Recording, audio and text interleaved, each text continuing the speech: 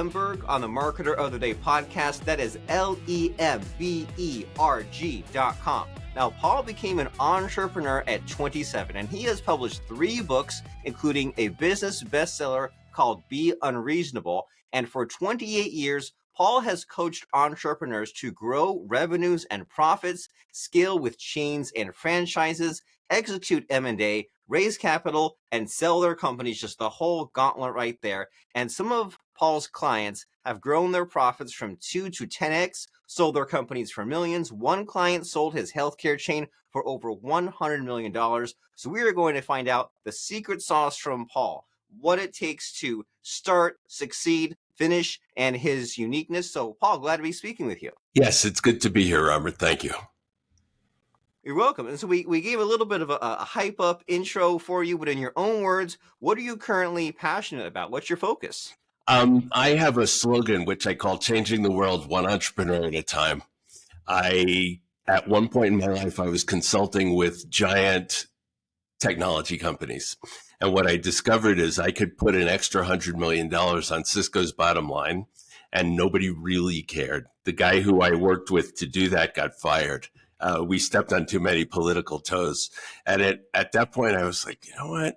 I just don't really care. And the people who I care about, my tribe, are entrepreneurs. So what I do is I help entrepreneurs grow their businesses to where they want them to be. I talk to people all the time who they really know their stuff.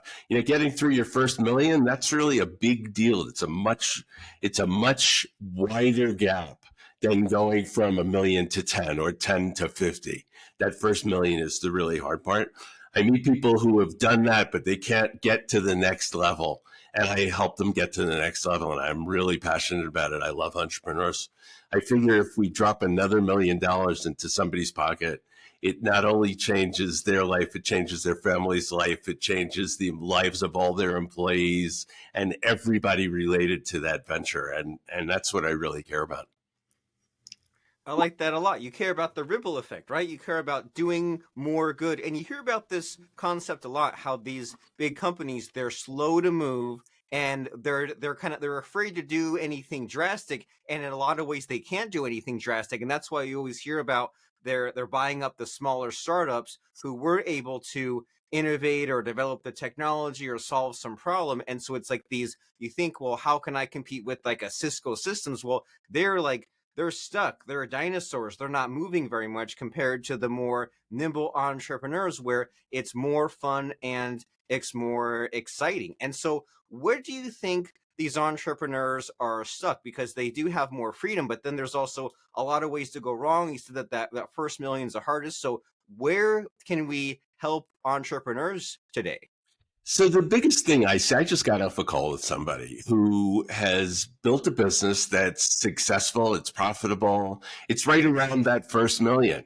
And he even knows how to grow it, but he puts himself in the way. So in other words, he says, I can't do that because, I can't do that because, I can't do that because, but has all the answers, just needs somebody to help them say, yeah, well, that's not really an issue. That's not really an issue. That's not really an issue. And just to bat them aside. But people are kind of in their own way. How should I say this? You figure out how to get to the place where you are. And if you think that that's going to carry you to the next level, that tends to be what gets people stuck, is that they think that the way they've done it is the way it has to be done. You know, there's a saying, I don't know who it comes from, but what got you here won't get you there, right? What got you wherever you are won't get you to the next level. And if you're married to that because it worked, right? It worked. It helps you be successful. It's like, that's how you have to keep going. That's not how you have to keep going. You have to come up with new and different ways to do it. And so that's a lot of the work I do, which is I look at people's businesses, I come up with strategies for them that are different from the ones that they're using, and then I help them implement them. A lot of the things that I find is that I had a client at one point who, the day I met him, had his cowboy boots up on his desk, and he says, at one time, I was the top pilot in the U.S. Navy. Now, whether that was true or not, that was quite a ballsy thing to say. And so this guy was a Top Gun instructor. He was a fighter pilot. He was a supremely capable guy. But when I told him that he had to sell differently than he was selling, he couldn't wrap his brain around it. And for the better part of a year, he would call me up in advance of a sales call and say, "What do I do?" And I would tell him what he would do, what he should do, and then he wouldn't do it. And he just kept not doing it. And one day he calls me up on the phone. He rings me in the middle of the day on my cell, and he says, "I did it. I did it." And he actually did this thing I'd been telling him to do, and his business 8x the following year. It went from, it was right around $1 million, and they jumped to 8 million through this sales strategy that I was offering them and through a PR strategy that we implemented. And they got themselves through the PR strategy. They got themselves right in that middle column on the first page of the Wall Street Journal, and the business blew up. And you couldn't have engineered that, but you could set up the conditions for it to happen, and that's what we did. So the big takeaway from this guy was it didn't matter how competent he was. He just couldn't get past himself in terms of having this new sales execution strategy. When he finally got past himself and did the thing I was telling him to do, thing blew up. So that's a lot of what has to happen. You get people to get out of their own way and do things in some new way. Right. Get out of your own way, have a coach, mentor such as yourself, and to figure out the focus and the new ways of thinking, because you're right. It is tempting to just do more of what got you here. And so how do we reconcile this irrationality? Because there's the fear of, because of course we want to do new and better things and innovate and stay ahead of the competition and, blue ocean and all that cool stuff. But then there's the fear of saying, well, if I throw away the past and I go and I stop doing this new business, or I pivot or whatever, then there's the fear that I'll lose the magic of what got me here, right? Now I'm taking an even bigger risk. But then when you look at it from the outside looking in, you're like, well, of course you need to do new ways of thinking, take new actions. So how do we balance that? How do we know if we're doing the new, good, bold thing versus throwing away something that's working? So I don't even think, I think that what you're saying is probably true at a subliminal level, that people are unwilling to change because of, this worked already. But I don't think it happens at a conscious level. A lot of what I spend my time doing is persuading people that the new strategy is one they have to try. I can't guarantee that it works. I tell people that all the time. It's like, I think this will work, but I'm not certain it'll work, but let's take a shot. And if it doesn't work, we can back up and put the old thing back, and we'll come up with a new idea and so on. So a lot of what I do is convincing people that there's a way forward, that there's not the way forward, that there is a way forward, and that we should try it, and let's try it. And I do a lot of business strategy. Let's go forward like this. And I help them figure out what the tactics are and so on. But really what I do a lot of is I do a lot of hand holding and ass kicking. And that works for people. Because there's a lot of leverage in getting your ass kicked when you already have a few million coming in as revenue. There's a lot of leverage. All of a sudden that few can turn into 10. And it won't happen because you resist. The guy who you mentioned, who sold his business for $100 million, he already knew how to do everything. And I'm purposely not saying a lot about what his business was. He doesn't really want to be known for that. When you put $100 million in your pocket, you actually don't want people to know. But he knew very well how to run his business. What he didn't know how to do was duplicate it. And I came up with the financing strategy for the duplication. His accountant fought me tooth and nail. The accountant fought me the entire time. And I always stand up for this is going to work. This is going to work. This is going to work. And we started duplicating the business. Duplication is what most business owners don't think about. They don't think that they can take their one location and turn it into two, because the history of entrepreneurs doing that is terrible. If you don't have systems in place, that tell the new manager how to run the business like you did already. It's kind of the flip side of the problem we were just talking about, which is the new manager comes in who's going to run the second location, and they have their ideas about how to do it, but they're not the same things that you did to make the business successful. That requires documented systems. One of the things that I do with people who want to scale is we create documented systems for the entire business so that who's ever running it in that new location has like their McDonald's book. You know, that there's actually, this is really bizarre, but it's a federal crime to steal the McDonald's book. Somehow they got that written into a law somewhere. And their operations book is considered it's a felony to steal it. So you need to create your own McDonald's systems book for the second location. And that helps somebody scale to however many. But most people don't see scaling as a way to grow. They don't see duplication as a way to grow because they're afraid of it. And the truth is, they should be afraid of it. There's a lot of people who've done that and failed exactly as I just described. So how do we avoid the failure? Is it like you're saying about like systematize, have the SOP, have the coach? Like how do we make this happen? How do we get across this chasm? So the chasm is crossed by having SOPs, but not just SOPs for odd pieces of your business, but SOPs for everything. I call it turnkeying. You turnkey. I have a product called Turnkey Your Business, which teaches businesses how to do this. And I call it turnkeying because we set up enough systems that somebody else can walk in the door, turn the key in the lock, and have a completely running business. It requires a coach to help do that. Because you asked me a few moments ago, what are the problems that keep business owners from growing? One of the key problems is that they're too busy and that they haven't prioritized properly.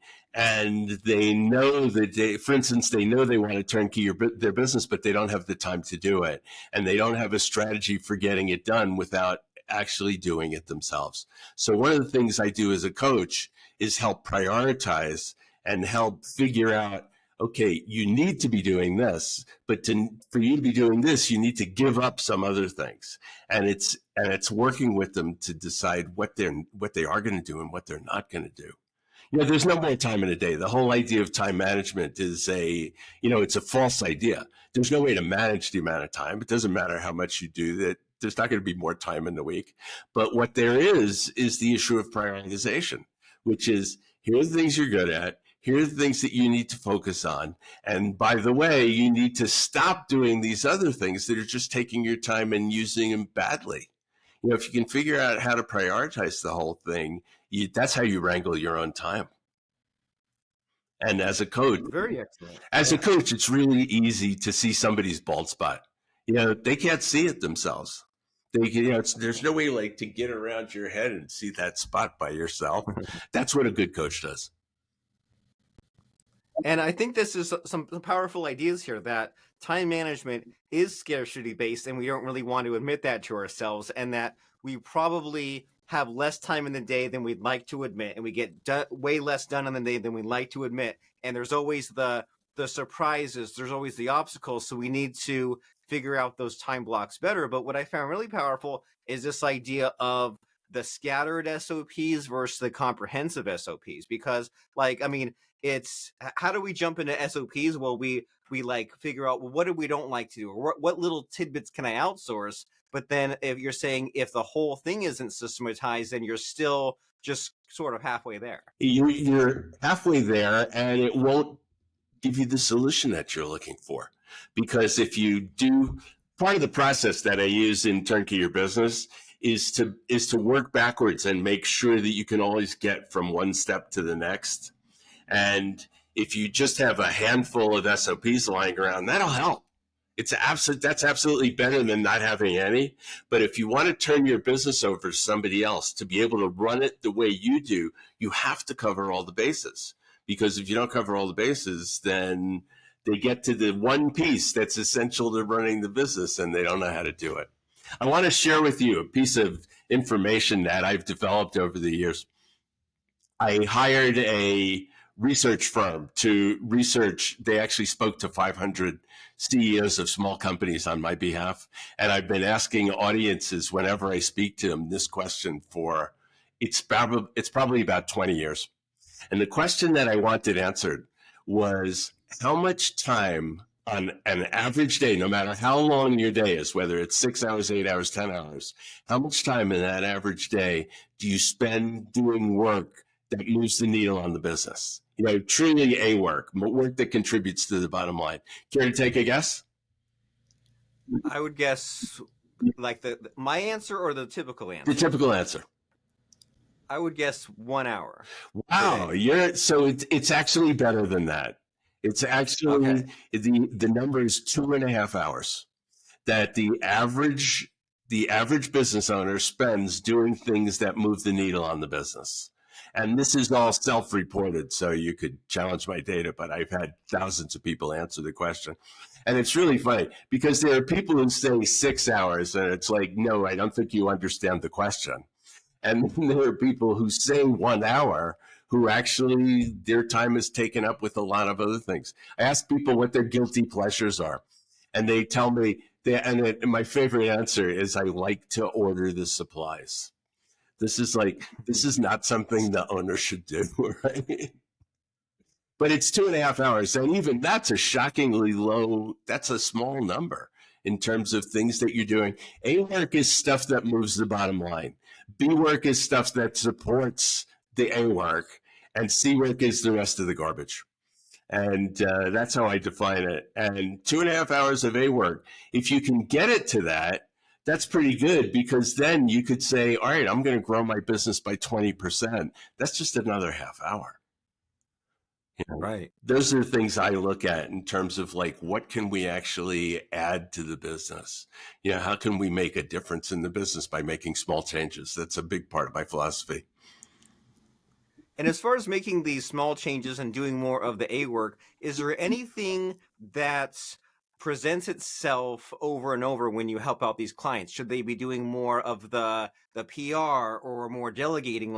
Is there any low-hanging fruit that you find on a recurring basis? The lowest hanging fruit I find is having the salespeople having the owners do the selling. Owners are great at selling. They usually have no sales training, but they really understand their product and they really understand what they offer people. And if we give them a small amount of skills, a small amount of selling skills that I can teach them really easily, that makes a huge difference, because they're the people who should be doing selling. I kind of think that the skills of the CEO are, the CEO should be the leader. The one who's providing the vision over and over again, so that if there's employees, they get the vision, and that they should be selling. And if we do that, we can usually get a big bump in the business pretty quickly. But where's the leverage in a business? It's in sales, it's in marketing, and it's in product. And those are the biggest sources of leverage in a business. If we get the owners or whomever there is in the business, a lot of the companies I work with are 10 employees, they're small, 10, 20, 30 employees. My first business had 100 programmers working in it when I sold it. So I know what it's like. That's a lot to manage. It turns out that's actually, most of the companies that I work with don't have that many people. But if we can figure out how to get the CEO doing things that matter, where there's leverage, and we look at where the people in the company are wasting time, and if we can redirect them to sources of leverage, that's going to grow the business the fastest. Right. Well, I love your mindset and your thought processes here as far as the optimizing and the organizing and the problem solving. But I want to make sure that we have the small window of time, and we also need to make sure to promote you and your book and your website. So if someone says, man, these are already some pretty good ideas, right? Like the CEO should be doing some minor sales training and beefing up our sales, and we should be thinking about the turnkey SOP and some of these other ideas. If someone says, hey, I think Paul can really help me in my business, how does somebody know if they're a good fit for you? And if they are, where do they go? What do they do? So they're a good fit for me if their business is typically around $500,000 to $5 million, and there's reasons for that. But they have to be $500,000 so that they actually have something to work with, that they're generating some profits, they have something to work with. And I usually don't work with companies that are much bigger than 5 million, sometimes 10 million. But the reason is that the marketing and salespeople tend to feel threatened by me, in the sense of that I come in and I'm helping them, not because I'm any great genius at this, but if I come in and I'm helping them with sales or marketing or product development, and that's somebody else's job in the company, they're like, well, if we have Lemberg, then do they really need me? So there's that sense that I'm going to shoehorn them out. And in order to avoid that, I work with companies that don't have a fully built out C-suite, which is typically, that threshold is somewhere around $5 million. But that they want to grow their business. I meet people who don't want to grow. And if you don't want to grow, I'm the wrong person to talk to, because I'm all about growth and building the company so that it has greater value, and so that at some point they can exit. So those are the kind of things that people think about. In terms of industry, I work completely cross-industry. So it almost doesn't matter. I don't tend to work with real estate people. I'm not going to say anything bad about them, but I don't tend to work with them, and I don't tend to work with lawyers. But other than that, I work with almost anybody. If you wanted to find out more about me, you can go to my website, which is lemberg.com, 3w.lemberg.com. And there's a lot of information about me there. There's a lot of stuff on my blog, and you can find out about the work that I do. And you can reach out and contact me. And I interview people. We cross-interview each other and find out if we're a fit and if it makes sense. And that's really the best thing to do, is go to lemberg.com and reach out. Fantastic. Well, you've given me at least like 3 or 4 big ideas to have swirling around in my head. And one of the things that was really impressed me about kind of your mindset here is this idea of like selling your idea, right? Even when you're mentioning a few times about how when you're trying to get someone to take some kind of action, you're just like, hey, you need to do this thing in your business. You need to do this PR thing, and they don't want to do it. And there's kind of like a convincing that has to be done. And even when you're mentioning about like working with teams, there's like getting along with whoever. So that's just kind of an interesting idea to play around with, right? That you have, like, something will work, but their timing's important, and the presenting of it's important, and maybe even the persistence and follow-up. And so people are just tough to navigate in general, including ourselves, and including holding ourselves back, and like knowing what we should do, but just like not taking action. And that's why we need someone such as Mr. Paul Lemberg himself to help us get to where we need to go and should go to grow that $500,000 to $5 million business to where it needs to go, so that way you have something that can scale, that is sellable. And the website for this is lemberg.com. That's Paul Lemberg. And Paul, you said that you're big on this cross interview thing, and then with podcasting, and it's always fun with podcasting to end with a bang instead of a whimper, right? To ask someone about a fun quote or lesson instead of just saying, hey, bye, I hope you enjoyed it. And so do you have anything soundbite-ish for us? Do you have a fun quote or lesson to add at the end here to really make us think? So my favorite quote is from a Prussian general from the 1800s. And he said, no battle plan survives first contact with the enemy. And I think that's a really important quote. People always equate that to Mike Tyson, which says everybody has a plan until they get punched in the face. It's a little bit different twist. But what that really means to me is I don't work with long-term strategic plans. I had a client, a very large client, multi-billion-dollar client, who used to do an annual plan that required 50 people's involvement. And then usually by about the second week of January, they would put it in a drawer and it would never come out again until they did the next plan and they needed to look at it. It's so important to me that we create plans that can be executed over the short term, and that we expect the plan to fail. We expect that we're going to execute this thing for a period of time, and we're going to do it for a little bit of time, and then something's going to change in the marketplace and it's no longer appropriate. So to me, that's really a big deal. People make these long-term plans and they've got lots of moving parts in them, and they're not going to work out. So I'm a real advocate for doing things in the short term. You do a long-term plan, to see if you have the ideas. You know how venture capitalists always require the hockey stick in your business plan? Everybody knows Sure. the hockey stick is false. Everyone knows it. The owners know it. Everybody in the business knows it. The VCs know it. The lenders know it. Everybody knows the hockey stick is false. Why do you have a hockey stick? You have to have it. You can't not have it. The reason you have to have it is because the investors want to know that you're willing to do the hard work to come up with a plan that at least is plausible. And the reason that you're willing to focus on it long enough to come up with something that makes sense, like, wow, I could see how that could work out that way. It's the same reason you do a long-term plan, is to say, oh, there's actually a path to getting my business to where I want to get it to. But then you just have to know that that plan's going to change. And to me, that's just so important, because the hubris of thinking that you can plan this thing all the way to the end and that it's going to execute, well, that's just nuts. The gods strike you down for that. You know, that's the pride that goeth before the fall, and the gods will strike you down. You still have to do the plan, but you just have to know that you're never going to execute it. So I hope that gives you something to end with. I think it's a really powerful idea.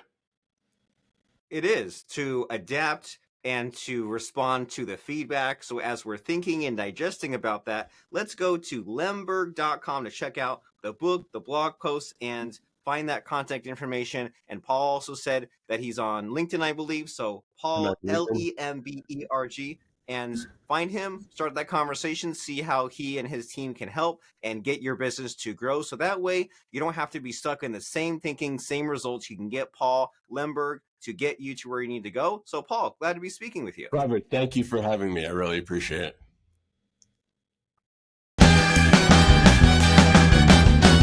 it.